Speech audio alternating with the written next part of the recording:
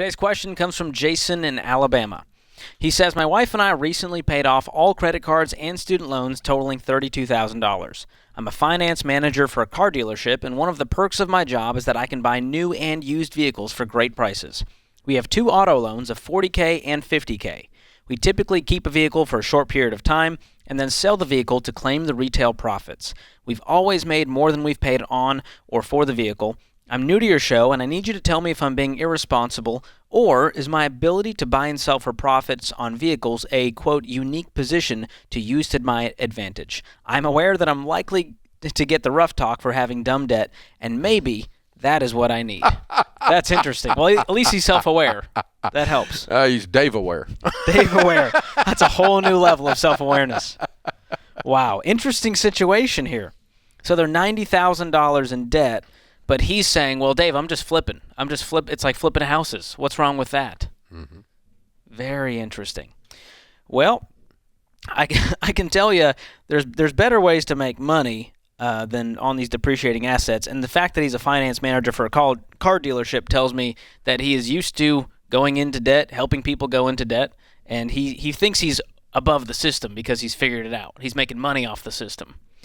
But I don't think that will last long, and I if I'm in his position, I'm not doing it. But that's one man's opinion who does not like debt.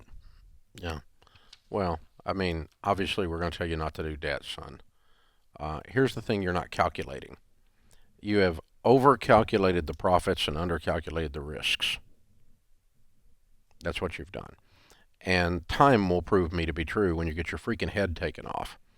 And I don't know what form it'll take. It could be a pandemic. It could be you just lose your job. And now you got $90,000 in cars. Debt. That's scary. Now, are you buying cars and making a profit on them? I don't doubt that at all. I think that's very possible. Lots of people around the car business do that, especially right now. It's very possible to do that.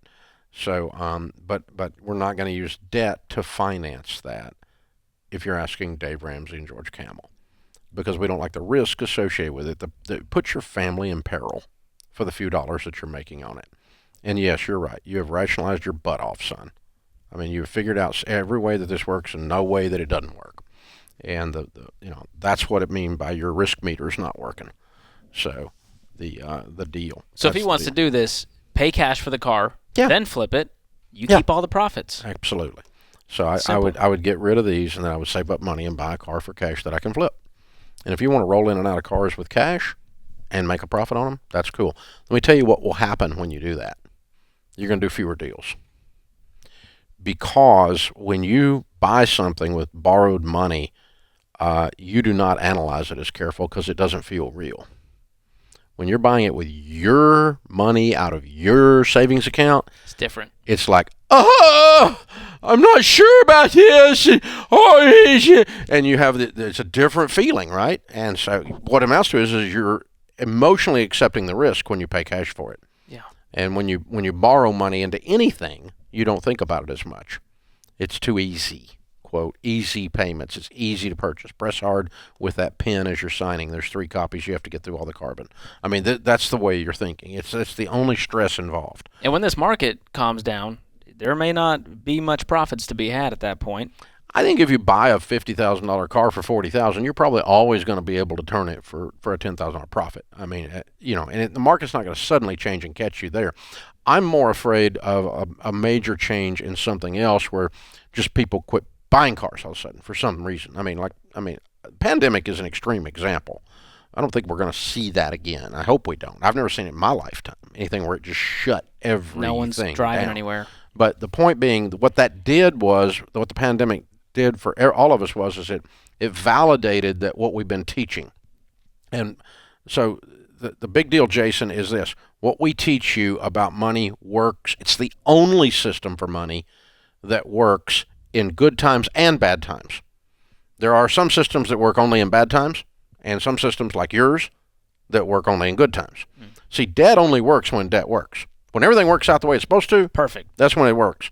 But what it does do is when your stupid is stress tested, and when things aren't going good, and stress comes along to your stupid, you'll go, oh my God, that's stupid. And it didn't look stupid when everything's going good. Stupid can feel smart. because you're not measuring risk. And I know I've done it. I've done it with big zeros on the end. So, I mean, how can it go wrong to buy a rental property if the renter pays your rent? Until the renter doesn't pay the rent. And then you still have the rental property. Oh, by the way, not only do they not pay the rent, they go into Chapter 13. Oh, worse than that, they go into Chapter 7. So it's 4 months before the federal injunction about you contacting your debtor as a creditor. It's illegal for you to contact your tenant in any way while they're in Chapter 7 until the court gives you permission. And it can be 3-4 months before you can even contact them. So now where's your renter that pays the rent? See, your stupid just got stress tested. And it was revealed. The cracks, the fissures in the earthquake, in the tectonic plates shifted, and boom, you get caught, and you're like one of those dinosaur movies. You fall into the volcanic crater, volcanic crater. So beware of that. So, Jason, we would tell you, yes, I would keep flipping cars, but only with cash, and that means you got to get rid of these two. Wow, we weren't unclear with that. We weren't too rough. No, that wasn't too rough. Right there. It could have been rougher, but we're just. He's Dave Aware though, so we went easy on him. Since he was ducking about rough, I thought I'd be nice. Ish.